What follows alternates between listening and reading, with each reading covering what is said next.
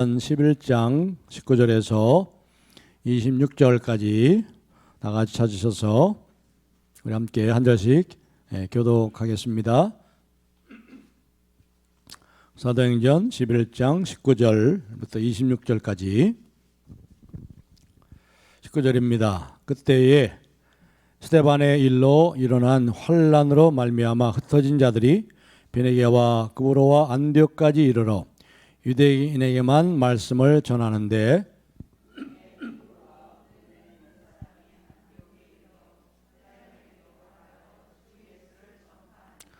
주의 손이 그들과 함께 하심에 수많은 사람들이 믿고 주께 돌아오더라.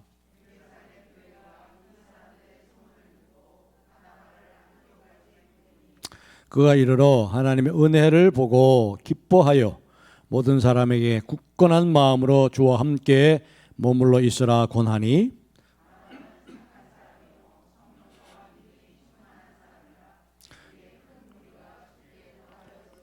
바나바가 사울을 찾으러 다소에 가서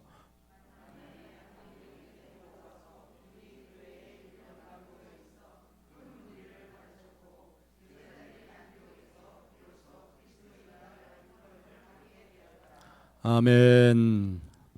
47년, 우리 교회가 벌써 47년 됐습니다. 강남에서는 가장 오래된 교회, 아주 오래된 교회 중에 하나입니다. 소망교회보다도 우리 교회가 더 오래됐죠. 더 오래된 교회입니다. 요 앞에 이제 후배 한재용 목사가 목회하는 강남 비전 교회로 바뀌었죠. 국민침례교회가 거기도 우리 교회보다 한 1년 앞섰어요. 48년 됐고 우리가 47년 된 지난 47년 동안 하나님께서 우리 교회를 세우시고 이렇게 은혜를 주시고 복을 주시고 여기까지 도와주신 에베네zer 하나님, 그리고 주님이 다시 오시는 그날까지, 주님이 재림하시는 그날까지 더 큰 은혜를 주실 하나님께 참으로 감사드립니다. 그리고 하나님을 기대합니다. 그리고 지난 40년 넘도록 또 30년, 20년, 10년 혹은 1년 여러분들이 이 교회를 섬기고 이 교회를 위해서 눈물 흘리고 또 수고한 모든 수고들 우리 하나님 아버지께서 다 기억하시고 또 여러분의 모든 수고에 합당한 은혜와 복을 내려주실 줄 믿습니다. 주님이 다시 오시는 그날까지 끝까지 믿음을 지키고 어떠한 상황에서도 흔들리지 않고, 참으로 코로나 팬데믹 상황에서도 어떤 상황에서도 믿음을 굳게 지키고 주님께 꼭 붙어있는 끝까지 믿음을 지키고 우리 다음 세대들에게 복음을 전하고 이 지역에서 이 구원의 방주로서의 귀한 사명들을 더욱 잘 감당할 수 있는 우리 모두가 되기를 주님의 이름으로 축복합니다. 오늘 그래서 47주년이 되어서 오늘 이러한 교회, 이러한 성도 되게 하소서, 이러한 교회 되게 해주시고 이러한 성도 되게 해 주옵소서. 두 가지로 제가 오늘 이 안디옥 교회 참 성경에 나오는 아주 모범적인 교회죠. 모범적인 교회입니다. 사도행전의 대표적인 교회면은 예루살렘 교회가 있죠. 예루살렘 교회. 그 당시 교회는 뭐 우리처럼 예루살렘 뭐 이렇게 그게 아니에요. 뭐 이렇게 예배당이 있는 것이 아니에요. 또 여기 안디옥 교회입니다. 안디옥 교회도 마찬가지고, 안디옥에 적어도 4-5개의 그 당시 학자들에 의하면 4-5개의 가정 교회가 있다고 합니다. 가정 교회. 가정 교회가 바로 이 안디옥 교회.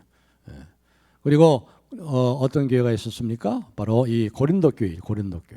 이와 같이 대표적으로 그런 교회들이 있습니다. 그런데 그 중에 가장 이 대표적인 바로 이 안디옥 교회, 아주 모범되는 교회를 중심으로 해서 우리 교회가 이런 교회, 이런 성도 되게 하소서. 두 가지로 말씀을 드립니다. 첫째, 우리 교회는 진정으로 회심을 경험하는 성도들이 모이는 교회 되게 해 주옵소서. 진정으로 회심하는 성도들이 모이는 교회. 그리고 비록 교회에 처음 왔을 때는 사는 것이 너무 힘들어서 뭔가 도움을 얻고 마음의 평안을 얻기 위해서 또 병 낫기 위해서 그렇게 왔다 할지라도 우리 교회에 와서 진심으로 예수님을 만나고 진심으로 회심을 경험하는 성도들이 늘어나는 교회, 이런 교회 되게 해 주옵소서. 첫 번째 이 말씀을 생각하려고 합니다.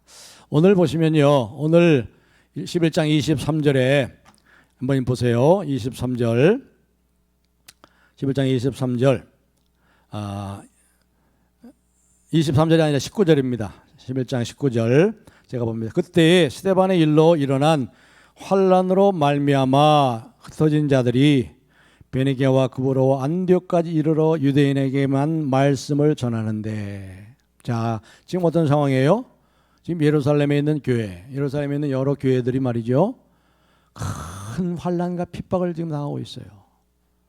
지금 스데반이 돌에 맞아 죽었어요. 스데반 집사님이 순교했어요. 그리고 또 야고보도 죽죠. 야고보 사도, 요한의 형제 사도 요한이죠. 사도 요한의 형제 야고보도 헤롯에게 목을 베는 그런 상황입니다. 그 전에 벌써 그 전에 있었죠. 그리고 지금 유대교를 믿는 이 유대인들이 이 그리스도를 따르는 많은 그리스도의 제자들을 지금 엄청나게 핍박을, 그 중에 대표적으로 사도 바울이 있었잖아요. 바울 되기 전에 사울. 그래서 지금 19절에 있는 것처럼 그때의 스데반의 일로 일어난 뭐로 말미암아 환란으로, 큰 환란 중에 있어요 지금 교회들이. 그런데 어떻게 됐어요? 자, 여기 한번 보시면 23절입니다. 23절 다 같이 읽어보겠습니다. 23절 시작.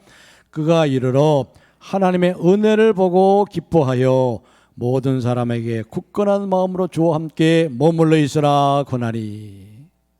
거기 보면 안디옥에도 복음이 전했다고 했는데, 그 안디옥 교회에, 그래서 이제 안디옥 교회에 누굴 파송했냐면 안디옥에 바나바를 파송한 거예요. 바나바를. 거기 22절에 나오죠.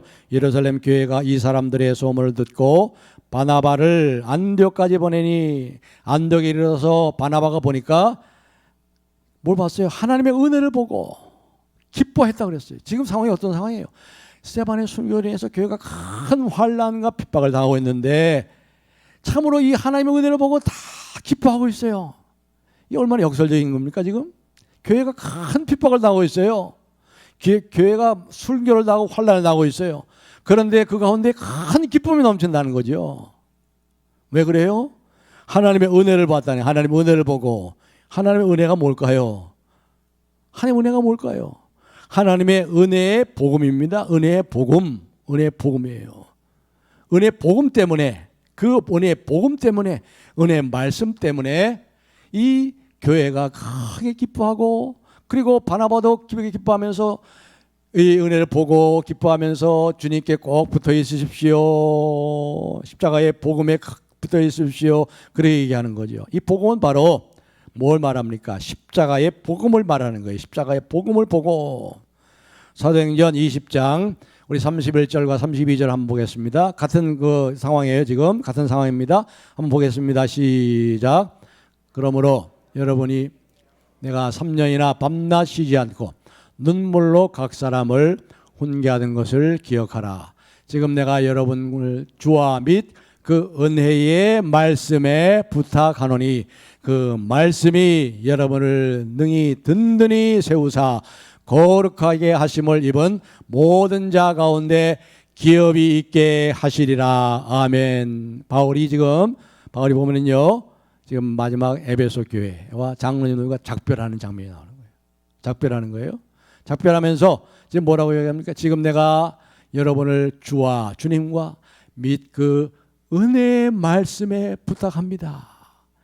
십자가의 은혜의 복음에, 은혜의 십자가의 복음에 부탁합니다. 그 십자가의 복음의 말씀이 여러분을 든든히 붙드사. 여러분, 이들이 이 환난과 핍박 가운데 이렇게 기뻐하시는 게 뭐예요? 십자가의 복음 때문이라는 거예요. 십자가의 복음.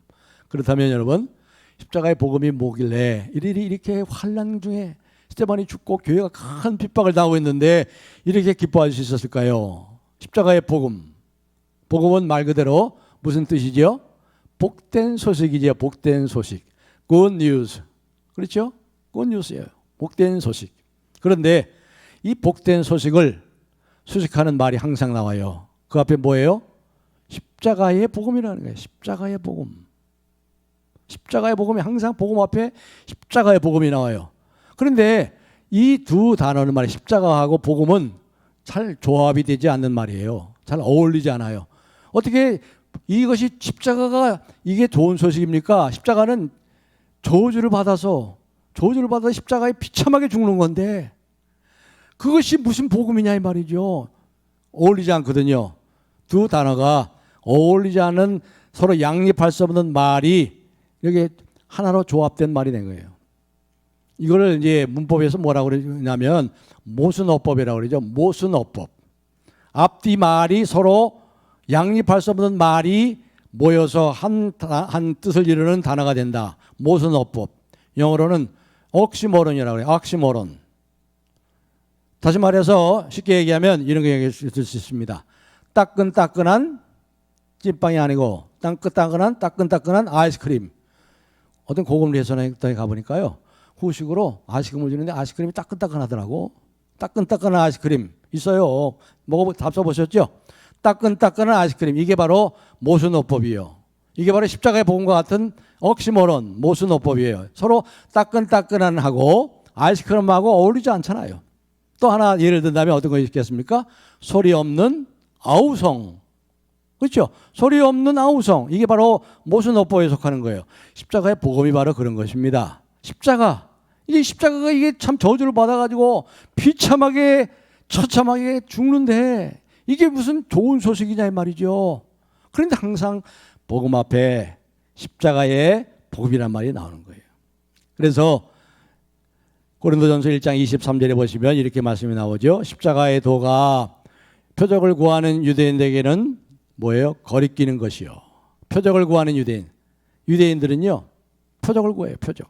기적을 보여달라. 그래서 저들에게 예수님께서 기적을 보여주셨어요. 초자연적인 현상으로 오병이요. 물고기 2마리와 보리떡 5개로 5,000명을 먹이는 기적을 보여주셨죠. 그런데 뭐예요? 대박이잖아요. 대박. 요즘 말로 하면은 참 오병이어를 5,000명을 이야 대박이다. 대박이 터졌어요. 그런데 이들이 어떻게 했어요? 예수님을 찾아서 왕을 삼으려고 그래요. 우리가 다 살펴봤죠. 예수님이 저들의 심중을 깨들고 뭐라고 말씀합니까? 너희가 나를 찾는 것은 표적을 본 까닭이 아니요. 표적을 보고 그 표적이 뭘 의미하는 일을 깨닫고 나를 찾는 것이 아니요. 떡을 먹고 배부른 까닭이라. 야, 예수를 따르면 대박이 터지겠구나. 이거. 바로 유대인들은 그래서 십자가의 도가 이들에게는 뭐예요? 거리끼는 거예요. 넘어지게 하는 거예요. 하나님의 아들이 저주를 받아 십자가에 죽어? 유대인들은 믿지 않아요. 지금 저 이스라엘 유대계 저 이스라엘들이 예수 안 믿어요. 예수가 선지자라고만 얘기해요.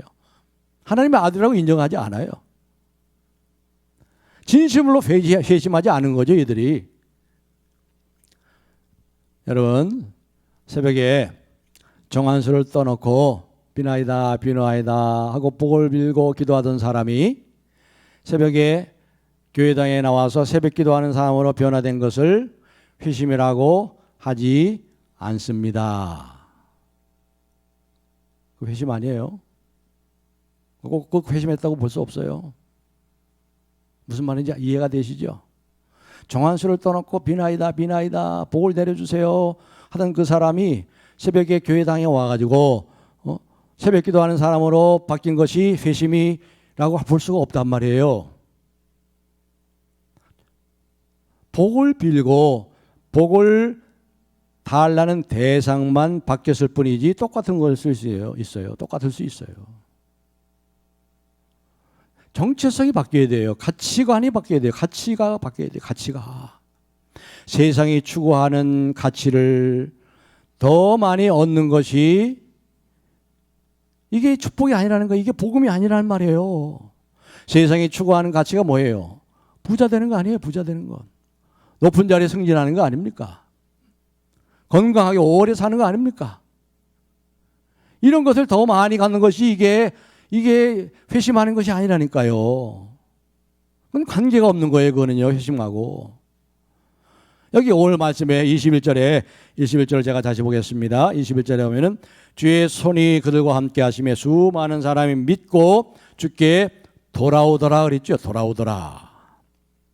에피스트레포라는 단어인데 이게 회심이에요. 이게 회심. 주께 돌아온 이게 회심한단 말이에요. 주님께 돌아온단 말이죠. 다시 말해서 지금까지 세상을 향하던 그 가치관과 삶의 목적이 주님을 향하게 됐다는 거죠. 지금까지는 내가 세상의 것을 추구하고 세상의 것을 얻기 위해서 살았던 그 내 잘못된 그 마음이 찔려가지고 이제는 잘못을 인식하고, 그리고 내 마음이 추구하는 그 방향을 이제 바꿔서 되돌려서 삶의 목표와 방식을 우리 주님께로 돌린다. 이게 진정한 회심이라는 거예요. 예수 믿고 복 받으세요. 이건 복음이 아니에요. 예수님이 복이에요. 예수님이 복이에요.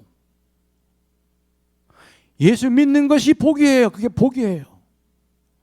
예수 그리스도가 복음이에요. 그게 복음이에요. 예수 믿고 복 받으세요. 그게 아니에요. 예수님이 복이에요. 예수님이 복이라 이 말이에요. 진정으로 회심하지 않으면 이걸 몰라요. 이걸 알 길이 없어요. 예를 들어 가지고 등산을 하는 사람 말이에요. 등산하는 사람 보면서 등산을 별로 좋아하지 않는 사람 그렇게 얘기합니다. 올라갔다 내려올 걸 뭐하러 올라가냐고. 올라갔다 내려갈 건데 뭐하러 그렇게 힘들게 낑낑거리고 땀 뻘뻘 나가면서 그렇게 힘들게 올라갔다가 결국 내려올 건데 뭐하러 올라가? 이 사람은 어떤 사람이에요? 등산에 회심 안 한 사람이에요. 등산의 그 가치와 희열과 그 뿌듯함을 모르는 사람이에요. 고종 황제가 이렇게 말했다고 하지 않습니까? 그 선교사들이 이제 서양 선교들이 와가지고 이제 쉬는 시간에 이제 쉬면서 이제 정구를 치는 거예요. 정구, 말랑말랑한 테니스 같은 거 있죠. 말랑말랑한 정구를 치는데 막 한날 여름에 말이죠. 그 뛰면서 말이죠. 땀을 뻘뻘 흘리며 왔다 갔다 뛰면서 막 헐떡거리면서 그걸 하는 걸 보면서 이 고종 황제가 이렇게 말했다고 하지 않습니까?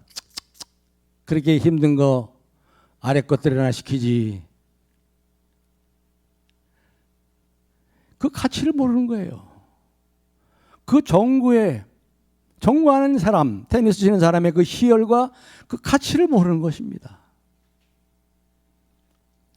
여러분 한번 잘 생각해 보세요. 그래서 스스로 한번 질문해 보세요. 내가 원하는 교회는 어떤 교회인가?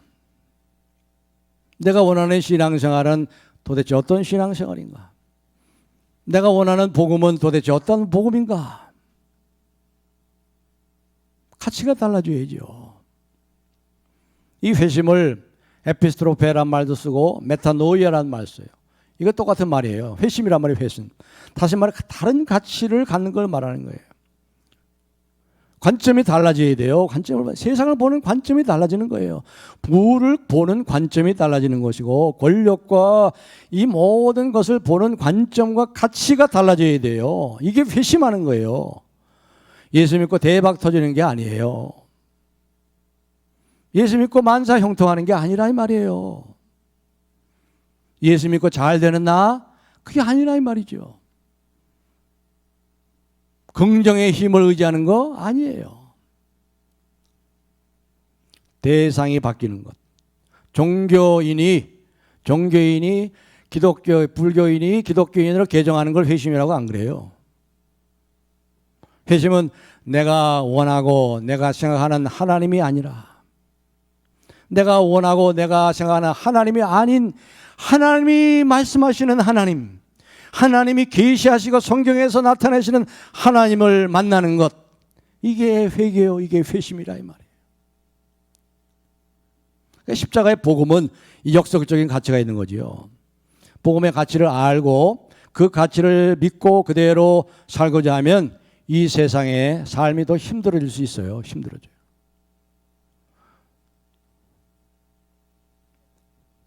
그 말씀대로 믿고 그대로 살면은요, 이 세상에서 핍박을 당해요. 너희가 세상에서는 환난을 당하나 담대하라. 내가 세상을 이겨노라. 우리 그리스도 예수 안에서 경건하게 살고자 하는 자는 핍박을 받으리라 그랬어요. 세상과 적당하게 타협하면서 살지 않고 오직 올곧게 말씀을 따라서 그 한 길 가는 순례자로 살아보다 보니까 사는 것이 더 힘들 수 있어요.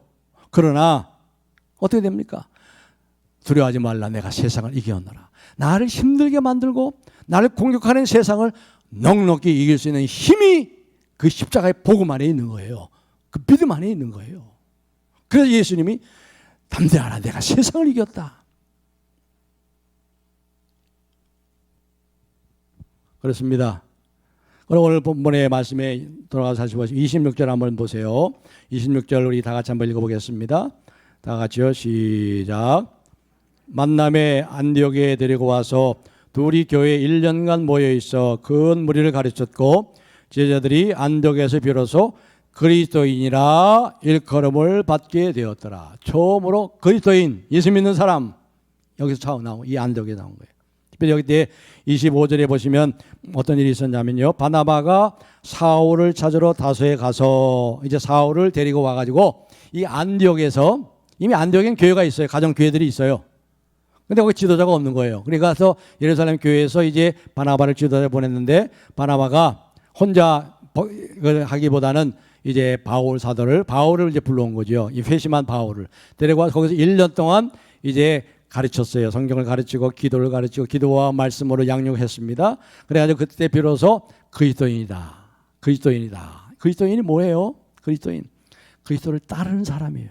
따르는 사람. 그리스도를 따르는 사람이 뭡니까? 어떤 상황에서 끝까지 믿음으로 주님만 따라가는 사람.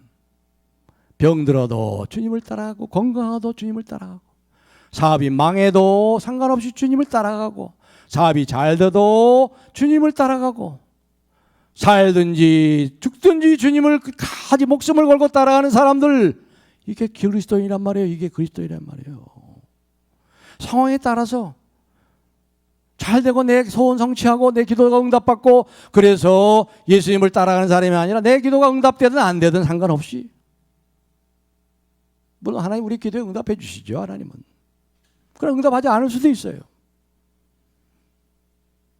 내 뜻대로 형통할 수도 있고, 그러나 내 뜻대로 아니라 하나님의 뜻대로 형통할 수도 있는 거예요. 내 뜻이 아닌. 상관없이 그리스도를 끝까지 따라가는 그리스도인이라, 이름이 처음 그리스도인이 나온 거예요. 종교인이 아니에요. 그리스도인이라 일컬음 이름이 나온 거예요. 그리스도인. 그 교회에 종교인이 얼마나 많이 모여 있느냐가 아니고, 진실로 회심한, 하나님을 만난, 하나님이 계시하시고 나타나시고 말씀하시는 이 성경의 하나님을 만난 사람들이 얼마나 되느냐. 여러분, 예를 들어서 빌립보 교회를 보면 알 수 있어요. 빌립보 교회가 사실 얼마나 참 아름다운 교회인지 몰라요. 빌립보 교회가 바울의 선교 초기부터 바울에게 선경금을 보내주고 그 선교에 늘 함께했던 사람들입니다. 얼마나 참 이 바울이 빌립보 교회를 생각할 때마다 늘 기뻐하고 감사하고 하나님께 많이 복을 빌고 그랬던 사람이에요. 그런 교회였어요. 그런데 빌립보 3장 18절에 이런 말씀이 나옵니다. 그래서 특별히 이렇게 사랑했던 그 참 모험적인 빌립보 교회에 이런 일이 있어요. 빌립보 3장 18절에 내가 여러 번 너희에게 말하였거니와 이제도 눈물을 흘리며 말하노니 여러 사람들이 그리스도의 십자가의 원수로 행하느니라. 너희에게 말할거니와 너희 가운데 여러 사람들이 그리스도의 원수로 행하느니라. 십자가의 원수로 지금 살고 있다. 그 참으로 모험적이고 아름다운 그 빌립보 교회 안에도 여러 사람들이 그리스도의 십자가의 원수로, 종교인으로 아직도 살고 있구나. 그러면서 뭐라고 했어요? 19절에, 빌립보 3장 19절에 계속되는 말씀이 그들의 마침은 멸망이요 그들의 신은 배요. 이 배란 말이에요. 겉은 아주 영적인 것 같은데 속은 아주 세속적인 가치를 가득 찬 사람들. 그들의 영광은 부끄러움에 있고 부끄러움을 몰라요. 또 부끄러움도 몰라.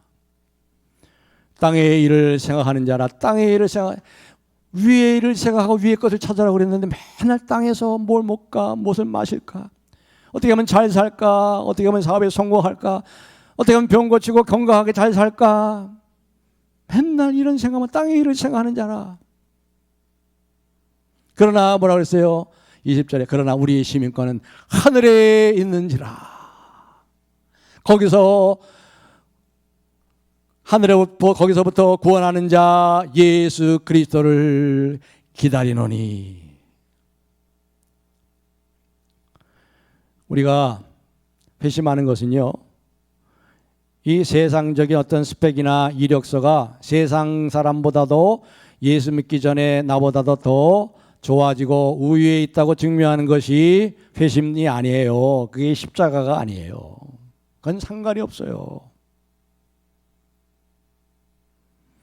그래서 헬라인에게는 뭐라고 그랬어요? 고린도전서 1장 23절 유대에게는 거리끼는 것이요 헬라인에게는 미련하고 어리석은 것이다. 왜요? 헬라 사람들 뭘 찾아요? 세상은 뭘 찾아요? 세상은 뭘 자랑해요? 자랑할 걸 자랑하지. 학벌을 자랑하고 자기 재산을 자랑하고 나는 여기서 이런 데서 살아. 나는 강남에서 살아. 나는 그렇게 큰 것을 자랑하고 화려한 것을 자랑하고 남보다 뛰어난 것을 자랑하죠. 그렇기 때문에 십자가는 그들에게 미련하고 어리석은 거지요. 한번 보세요. 고린도전서 우리 1장 26절부터 29절 한번 보겠습니다. 자, 다 같이 한번 읽어보겠습니다. 시작.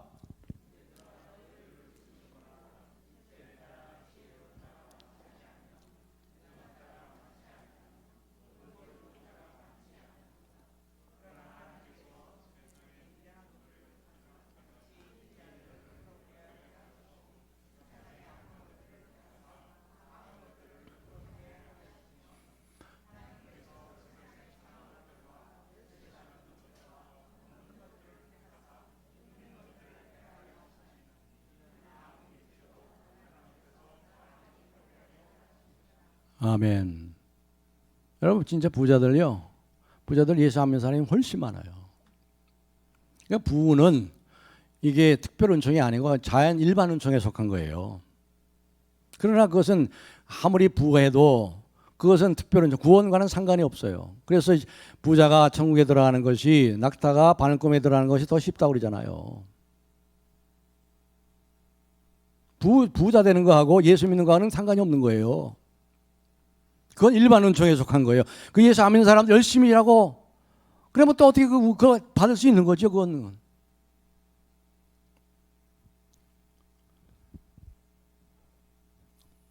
하나님께서 이렇게 말했죠. 내 길은 너희 길과 다르다.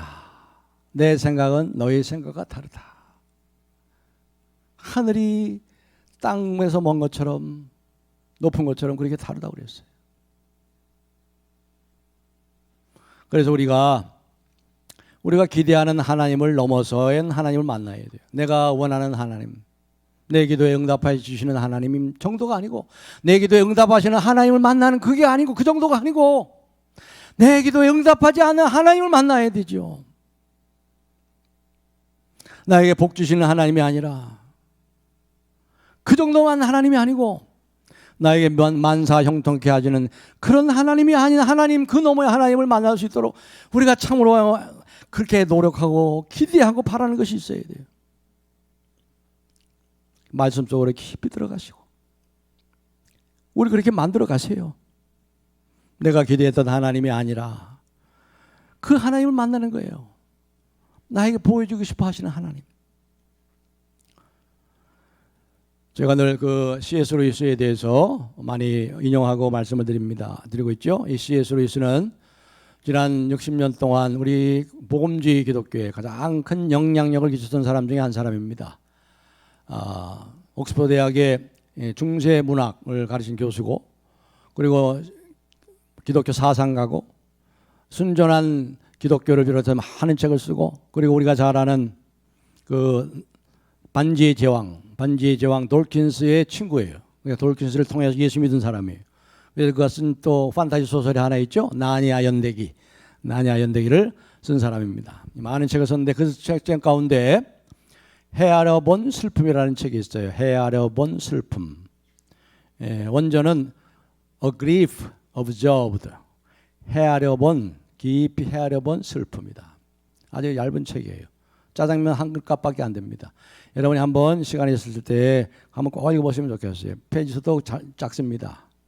이 책이 헤아려본 슬픔에 대해서, 슬픔과 상실에 대해서. 이 C.S. 루이스는 58세 때 결혼했습니다. 원래 독신주의로 살라고 그랬어요.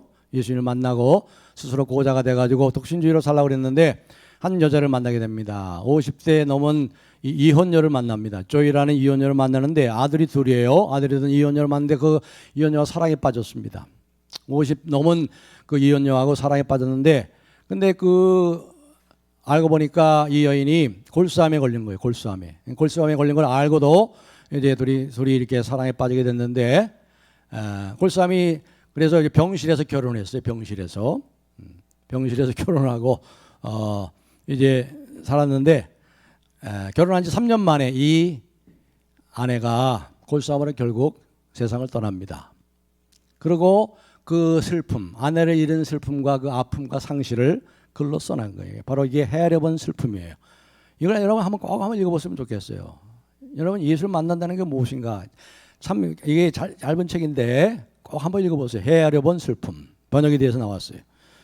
그러니까 그 아내가 죽고 나서 쓴 책이 바로 이 책인데 거기서 뭐라고 얘기하냐면요. 슬픔과 상실은 살아있다는 증거입니다. 슬픔은 새로운 경치를 보여줍니다. 슬픔을 감추지 마십시오. 슬픔을 값싼 위로로 위로하지 마십시오. 슬픔은 새로운 문을 여는 과정입니다.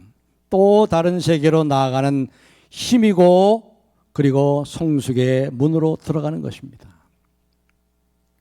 슬픔과 상실은 또 다른 경치를 보여준대. 그러니까 또 다른 하나님을 만나는 거죠. 새롭게 하나님을 만나는 거예요. 그래서 여러분들이 진정으로 회심했다 할지라도 이제 우리가 지금까지 경험하지 못한 하나님을 만나기 위해서 더 슬픔과 상실을 통해서 그리고 새로운 하나님, 지금까지 내가 알았던 하나님, 그 너머의 하나님을 좀 만나라 이 말이죠. 지금 우리가 이 코로나 팬데믹으로 참 힘들죠. 물론 하나님께서 회복해 주실 줄 믿습니다. 하나님께 회복해 주실 거예요. 그러나 회복해 주시지 않을 수도 있어요. 회복해 주지 않을 때라도 그걸 통해서 우리에게 하나님 어떤 하나님을 보여주시는가. 슬픔과 상실을 통해서 지금까지 내가 알았던 하나님이 아닌 그 너머의 하나님을 만나는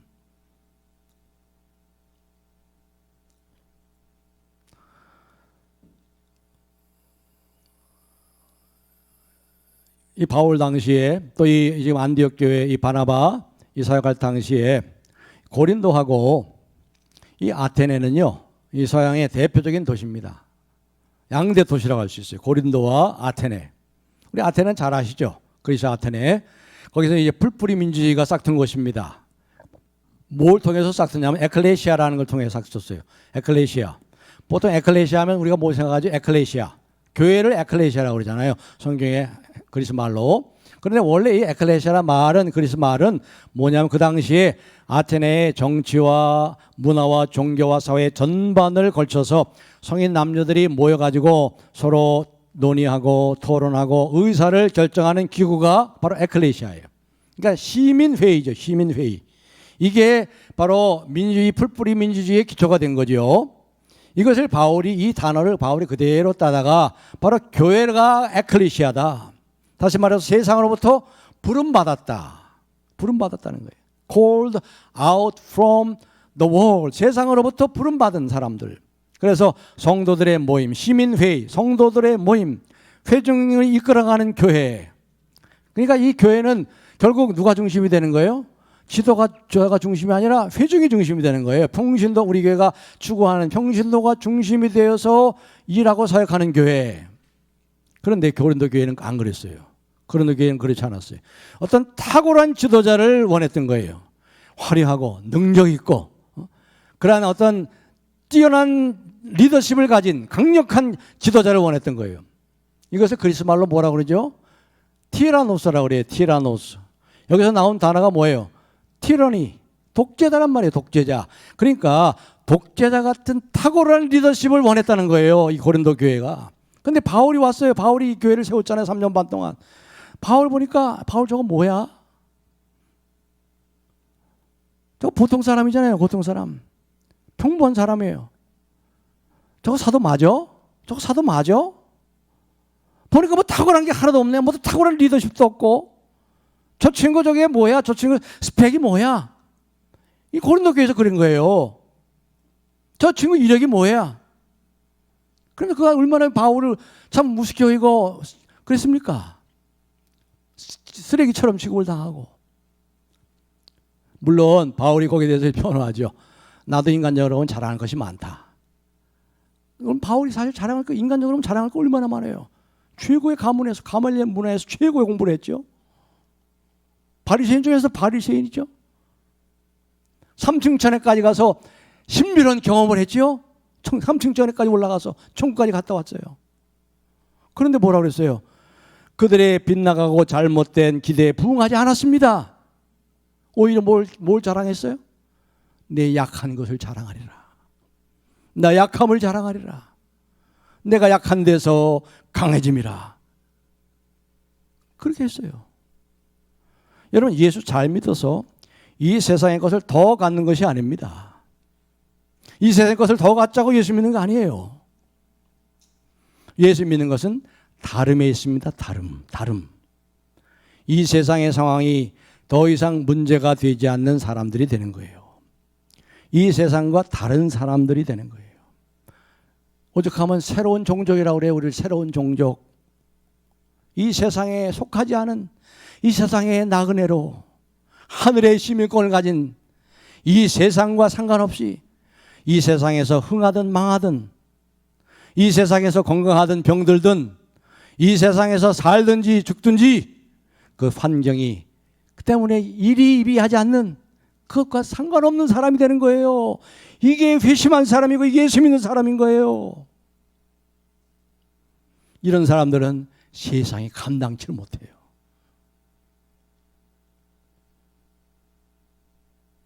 하늘나라의 시민권을 가졌어요. 영원한 천국 시민이에요. 이 땅에서 천국을 살아요.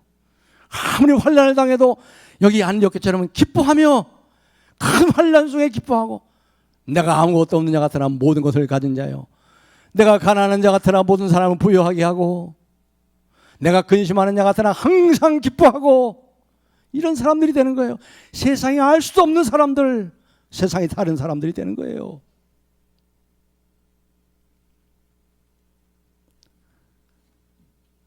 그렇기 때문에 이 세상에 이런 사람 계속 공격하는 거예요. 그러나 넉넉히 이깁니다. 이제 시간이 다 돼서 한 가지만 간단하게 말씀합니다. 두 번째로, 회심을 경험하고 또 회심을 경험하지 못한 사람들이 와서 회심을 경험하는 교회, 그리고 회심한 사람들이 내가 지금까지 알았던 하나님이 아닌 그 너머의 하나님을 만나는 교회. 두 번째는 뭐냐면 자발적으로 헌신한 성도들이 모이는 교회. 자발적으로 헌신한 성도들이 되는 거예요. 여기 바로 안디옥 교회 보시면요, 안디옥 교회가 사실 이 지도자들이 오기 전에 교회가 세워져 가지고 교회가 튼들이 서갔어요. 여기 보니까 특별히 누가 왔다고 그랬죠? 아까 예루살렘께 누구를 파송했다고 그랬죠? 바나바를 파송했어요. 그 교회에 바나바를 보냈습니다. 그런데 바나바가 어떤 사람이에요? 11장 24절 한번 읽어보겠습니다. 11장 24절 시작. 바나바는 착한 사람이요 성령과 믿음이 충만한 사람이라 이에 큰 무리가 주께 더하여 지더라. 이 바나바는 착한 사람이에요. 오늘날에 가면 참 착하고 마음이 따뜻한 목사님, 성도들을 가슴에 안고 불 품고 위로해주고 신방하고 따뜻한 인품을 가진 이 바나바. 근데 거기서 바나바가 혼자만 한 게 아니고 바나바가 또 누구를 데려오냐면요, 25절에 바나바가 사울을 찾으러 다소에 가서 만남에 안디옥에 데리고 와서 둘이 교회 1년간 팀 목회라는 거예요. 이 따뜻하고 인품이 훌륭하고 성도들을 다 안에 안고 신방하고 이런 따뜻한 이 목회자, 목사, 바나바 목사와 함께 이 바울 목사, 성경에 능하고 말이죠, 기도에 깊이 있는 이 바울 목사가 오니까 이 교회가 얼마나 든든히 생겼어요. 그래서 교회가 많이 성장했어요. 든든하게 세워서 13장 가보세요. 13장 1절 한번 읽어보겠습니다. 시작. 안디옥 교회에 선지자들과 교사들이 있으니 곧 바나바와 니기라는 시몬과 그네 사람 루기오와 분봉왕 헤롯의 젖동생 마나엔과 및 사울이라. 지도자가 2명에서 몇 명이 됐어요? 5명이 된 거야. 배가가 됐네. 배가가 1년 만에 배가가 됐어요, 교회가.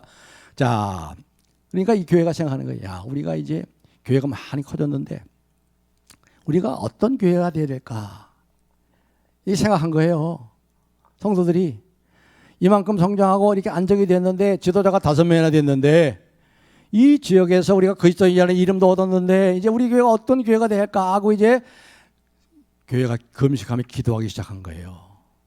그러니까 2절에 이런 말씀이 나오죠. 2절에 성령이 주를 섬겨 금식할 때 성령이 이르시되 내가 불러 시키는 일을 위하여 바나바와 사울을 따로 세우라 하시니 이에 금식하며 기도하고 두 사람에게 안수하여 보내니라. 온 교회가 기도하는데 어떤 사람이 성령을 받았어요. 성령께서 지금 말씀하십니다.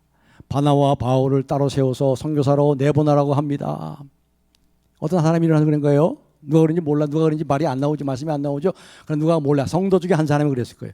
그러니까 다른 성도들이 이제 그 말이 정말 성령께서 하신 말씀인가 분별하기 위해서 또 기도합니다. 계속해서 성령님 지금 그렇게 저 성도님을 통해서 말씀하셨는데 그 말씀이 성령께서 주신 말씀입니까? 아니면 저 사람의 생각입니까? 하고 또 간절히 기도해요. 기도하는데 그 일치를 본 거예요. 성령께서 기도하는 가운데 그런 확신을 주셨어요. 그래서 바나바와 사울을 그 중에 가장 탁월한 지도자 두 사람을 내보냈어요. 그 당시 교회는 예배당이 있지도 않아요. 그렇죠? 그냥 몇 군데 4-5군데 모여서 예배드렸어요. 가정에서 모여드렸어요. 그래가지고 이렇게 성령으로 기도하고 말이죠. 누가 한 사람 성령께서 지금 말씀하십니다 하고 하면은 또 다른 사람이 그게 정말 성령이 말씀하시는가 함께 또 그 영적 분별력을 가지고 분별의 은사를 달라고 기도하면서 그게 성령이 말씀하신 것인지 주여 우리에게도 말씀하여 주옵소서 일치됐을 때 그것을 결정해가지고 온 교회가 결정하고 했다는 거예요. 뭐예요? 어떠한 탁월한 지도자에 의해서 움직이는 것이 아니에요. 보세요. 교회가 함께 기도하고 함께 했다는 거예요.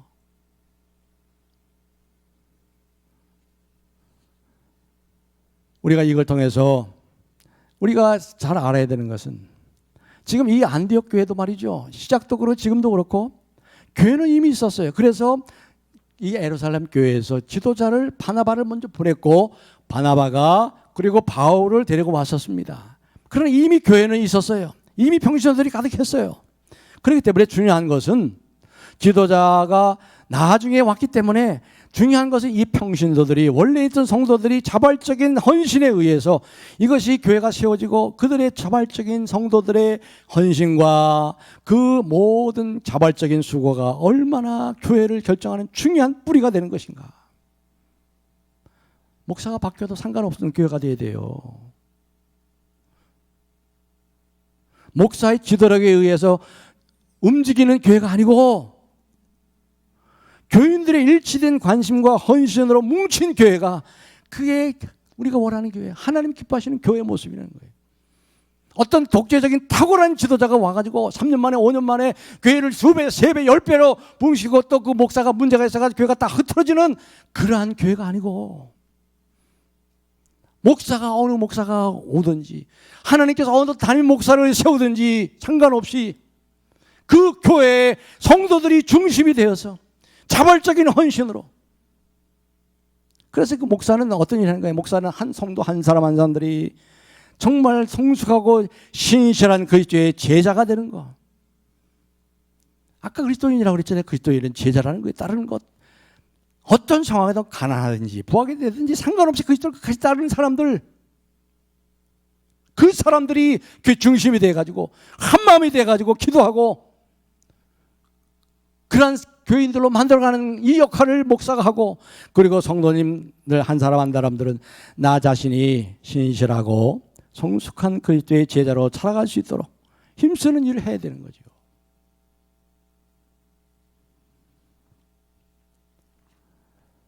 여러분 어떤 교회를 원하십니까? 시설이 좋은 교회? 큰 교회를 원하십니까?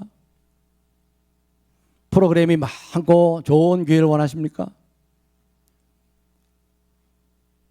사람들이 많이 모이는데 그중에 유명 인사들도 많아서 내가 일하고 내가 사업하는 데 좀 도움이 될 거다.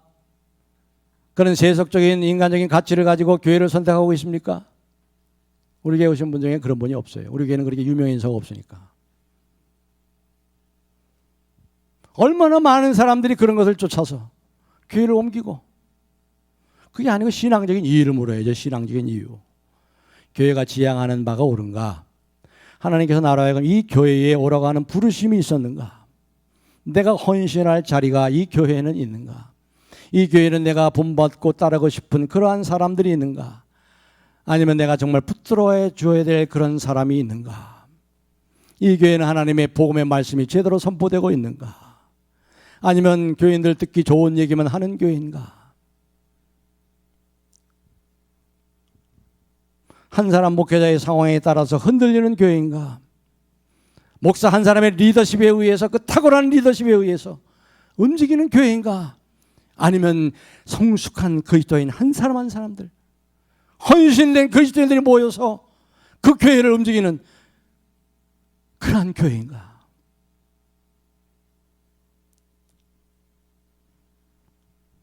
교회 개척한 지 3년 되고 5년 돼서 몇 배가 되고 부흥시켰다, 그게 부흥인지도 모르겠어요. 그건 부흥이라고 하지도 않습니다. 그게 능력이라고 생각하는데, 그게 능력이 있는 목사라고 하는데 우리는 그것을 믿지 않습니다. 성경에서는 그것을 능력이라고 하지 않습니다. 우리가 어떠한 교회가 되어야 되겠습니까? 편안한 교회, 부담을 주지 않는 교회. 대형 교회 가면 부담 안 주죠. 왔다 가는지 모르니까. 우리는 이러할 때일수록, 이러한 시대에, 정말 이러한 시대에 우리가 스탑하고 모든 것이 스탑됐잖아요. 코로나 팬데믹을 통해서 스탑됐으니까 생각을 해보시라는 거죠. 성찰해봐라. 본질로 돌아가고, 이 안디옥 교회, 사도행전의 교회, 진정한 믿음은 불편을 감수하는 것입니다. 불편해도 끝까지 그리스도의 제자로서 주님을 따라가는 것이고, 세상에 줄 수도 없고 흉내낼 수 없는 복을 받고 사는 사람들, 복을 받은 사람은 알아요. 회심한 사람들은 알아요. 물론 내가 기도 응답이 안 해서 마음이 좀 슬프고 아플 때가 있죠. 아까 예수처럼 사랑하는 아내가 죽음을 하고 슬픔과 상실을 통해서 아프지만 그걸 통해서 또 새로운 하나님, 새로운 세계가 펼쳐지는 것을 또 경험하게 되는 거죠. 이 두 가지, 회심하는 성도들이 모이는 교회, 회심한 성도들도 내가 지금까지 알았던 하나님이 아닌 새로운 하나님을 또 만나는, 그리고 아직도 예수님을 몰랐던 사람들이 우리 교회에 와서 진실로 예수님을 만나고 회심하는, 경험하는 교회. 병신도들이 자발적으로 헌신해서 이 안디옥 교회처럼 어떤 탁월한 리더십에 의해서 움직이는 것이 아니고, 한 사람 한 사람이 자발적인 헌신을 통해서 교회를 사랑하고 교회를 걱정하고 우리 교회가 나갈 방향을 함께 기도하면서, 그리고 질서 있게 또 교회인의 대표로 세운 장로님들, 또 목사님의 그 당회의 그 모든 질서를 따라서 움직이는 교회. 그래서 이 마지막 때에 끝까지 믿음을 지키고 하나님이 기뻐하시는 이러한 교회 되게 하옵소서. 이러한 성도 되게 하옵소서. 이러한 일에도 힘쓰시고 기도하시고, 여러분 한 사람 한 사람들이 더욱 하나님을 깊이 만나는, 그래서 더욱 주님을 위해서 참으로 기쁨으로 자원하는 심령으로 헌신하는 아름다운 교회 세워가기를 주님의 이름으로 축복합니다. 할렐루야. 하나님 아버지 감사 찬송합니다. 이 참으로 혼란한 시대에, 진리가 왜곡되고 뒤틀려진 이러한 시대에 우리에게 말씀을 통하여 말씀하심을 감사합니다. 잘 알아들을 수 있도록 성령이 우리의 마음을 열어주시고 깨닫게 해주시고, 깨달은 대로 순종하여서 참으로 회심을 진실로 경험하고 내가 지금까지 알았던 하나님보다 더 크신 하나님, 새로운 하나님을 더욱 만나게 하시고 날마다 새로워지게 해 주옵시고, 우리 교회를 통해서 많은 사람들이 주님 앞에 돌아오고 진실로 회심하는 은혜의 역사, 생명의 역사가 있게 해주시고, 회심한 성도들 한 사람 한 사람이 차발적인 헌신과 기쁜 마음으로 충성 헌신한 아름다운 교회로 세워지도록 은혜 내려주시고 영광 받아 주옵소서. 예수님의 이름으로 간절히 기도하옵나이다. 아멘.